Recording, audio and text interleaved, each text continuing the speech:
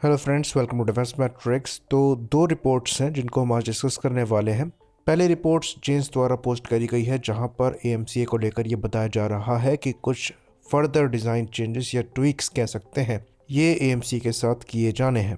तो एएमसी जो है ये दोबारा क्रिटिकल डिज़ाइन रिव्यू पर जाएगा, जिसके अंतर्गत थोड़े बहुत चेंजेस यहाँ पर किए जाएंगे ज़्यादा स्ट्रेस लोड को झेलने के लिए, क्योंकि जो अभी स्ट्रेस लोड टेस्टिंग हुई थी उससे ये पता लगा है कि जो करंट डिज़ाइन है उसमें थोड़े बहुत ट्वीक्स की ज़रूरत है। तो इन चेंजेस के बाद जो CDR है इसको अप्रैल 2025 तक कंप्लीट करने का प्लान जो है आगे रखा गया है, और उसके बाद मेटल कटिंग जो है वो इस साल के एंड तक स्टार्ट करने का प्लान है। पहले यहाँ पर मेटल कटिंग 2024 में ही स्टार्ट करने का प्लान था, तो थोड़ा सा डिले यहाँ पर हम देख सकते हैं। वैसे तो जो एयरक्राफ्ट का रोल आउट है और फर्स्ट फ्लाइट है ये 2028 के अराउंड प्लान करी गई है, और सर्विस इंडक्शन में यहाँ पर 2036 हो सकता है। तो यहाँ पर कुछ सजेशन आ रहे हैं कि हमें एएमसी के डेवलपमेंट को स्पीड अप करना चाहिए, लेकिन हमें ये चीज़ समझनी पड़ेगी कि कुछ चीज़ों में आप जल्दी नहीं कर सकते, ये अपना समय लेंगी। चाहे ये डेवलपमेंटल प्रोसेस हो चाहे ये टेस्टिंग प्रोसेस हो, इसको आप स्पीड अप नहीं कर सकते। हाँ, प्रोडक्शन रेट बढ़ाया जा सकता है, बाकी जो फाइनेंशियल रोड ब्लॉकिंग है, रेड टेपिंग है, उस पर आप टाइम कट शॉर्ट कर सकते हैं, पर डेवलपमेंटल पीरियड और टेस्टिंग जो है ये अपना समय लेगी। और क्योंकि ये एक 5th जनरेशन फाइटर प्लेटफॉर्म है जिसके लिए कई नई टेक्नोलॉजीज हम डेवलप कर रहे हैं, तो 6 से 7 साल टेस्टिंग पीरियड अगर हम लेकर चल रहे हैं तो ये बहुत ज़्यादा नहीं है। तो जो 2035 से 36 की टाइमलाइन रखी गई है ये एक रियलिस्टिक टाइमलाइन है, तो ये प्रोग्राम अपना समय लेगा।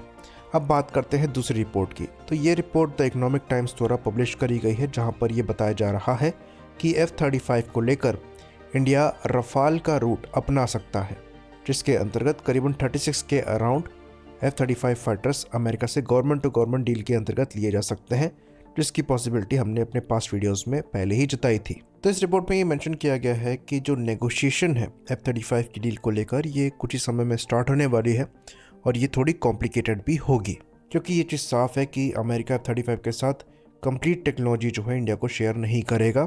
इंडिया स्पेसिफिक यहाँ पर कुछ चेंजेस भी हो सकते हैं। तो यहाँ पर कंपोनेंट्स का एडिशन और सब्सट्रैक्शन दोनों पॉसिबल है। तो क्योंकि यहाँ पर गवर्नमेंट टू गवर्नमेंट डील की पॉसिबिलिटी है, इसलिए जो प्राइसिंग है ये थोड़ी कम रह सकती है। ये उतनी ही हो सकती है जितने में US आर्म फोर्सेस को ये प्लेटफॉर्म मिल रहे हैं। तो यहाँ पर पर्सनली हमें ऐसा लगता है कि ये लॉजिकल भी है, क्योंकि स्टॉप गैप पर ज़्यादा पैसा लगाना उचित वैसे भी नहीं है। तो जो प्रेजेंट रिक्वायरमेंट है उसको एड्रेस करना स्टॉप गैप से प्रायोरिटी है। तो यहाँ पर हम स्मॉल नंबर में कोई टेक्नोलॉजी ट्रांसफ़र एक्सपेक्ट नहीं कर सकते हैं, तो इस प्रोग्राम से बहुत ज़्यादा उम्मीदें रखना भी गलत है। बाकी इस एयरक्राफ्ट के साथ ये एक्सपेक्ट करना कि इस प्लेटफॉर्म को देने के बाद अमेरिका का इन्वॉल्वमेंट नहीं रहेगा, ये भी गलत होगा। लेकिन क्योंकि ये प्लेटफॉर्म चाइना और पाकिस्तान जैसी कंट्री के अगेंस्ट में इस्तेमाल किए जाएंगे, तो यहाँ पर अमेरिका और इंडिया के जो इंटरेस्ट हैं वो थोड़े अलाइन होंगे। तो ऑपरेशनल पॉइंट ऑफ व्यू से कोई ज़्यादा परेशानी यहाँ पर नहीं आएगी, भले ही अमेरिका इस एयरक्राफ्ट के साथ इन्वॉल्व रहे। सेम चीज़ हम MQ-9 के साथ भी देख रहे हैं, जो कि हम लीज पर ऑपरेट कर रहे हैं। तो ये चीज़ तो तय है कि F-35 जैसे प्लेटफॉर्म के साथ आपको स्ट्रिंग अटैच्ड मिलेगी, लेकिन अगर यहाँ पर दोनों कंट्रीज़ के इंटरेस्ट अलाइन हो रहे हैं तो उस अटैच्ड स्ट्रिंग से कोई नुकसान नहीं है। लेकिन अल्टीमेटली हमारा गोल आत्मनिर्भर बनना होना चाहिए, जिसके अंतर्गत AMCA का प्रोग्राम हमारे लिए प्रायोरिटी होना चाहिए, जो कि फ़िलहाल है। ऑल्दो यहाँ पर इंजन डील का वेट बहुत दिनों से किया जा रहा है। जो F414 इंजन को इंडिया में मैन्युफैक्चर करना है, इसके लिए अभी तक डील साइनिंग नहीं हुई है, जो कि पर्सनली हमें ऐसा लगता है कि F-35 से पहले किया जाना बहुत ज़रूरी है। बाकी F-35 के नेगोशिएशन में एक और जो बड़ा मुद्दा होगा ये S-400 का होगा। तो S-400 हमारे द्वारा ऑपरेट किए जाते हैं, तो उसके साथ F-35 को देने में US को कोई परेशानी नहीं है, पर ये दोनों आपस में ऑपरेट कैसे होंगे और F-35 का जो डेटा है उसको प्रोटेक्ट कैसे किया जाए, इसको लेकर जो नेगोशिएशन है ये लंबा चल सकता है। तो अभी इस पे नज़र बढ़ाने की ज़रूरत है। बाकी बात रहे डिलीवरी की, तो F-35 का जो प्रोडक्शन रेट है वो इतना हाई है और फर्दर बढ़ रहा है कि डिलीवरी यहाँ पर इशू नहीं होगा। कॉन्ट्रैक्ट साइनिंग के मोस्ट लाइकली 2 से 3 सालों में ये एयरक्राफ्ट इंडियन एयरफोर्स को डिलीवर होना स्टार्ट हो जाएंगे। बाकी जैसे कि हमने अपने प्रीवियस वीडियोस में डिस्कस किया, ये प्लेटफॉर्म हमारी 5th जनरेशन फाइटर प्लेटफॉर्म के अगेंस्ट में स्ट्रेटजी तैयार कराने के काम भी आएगा।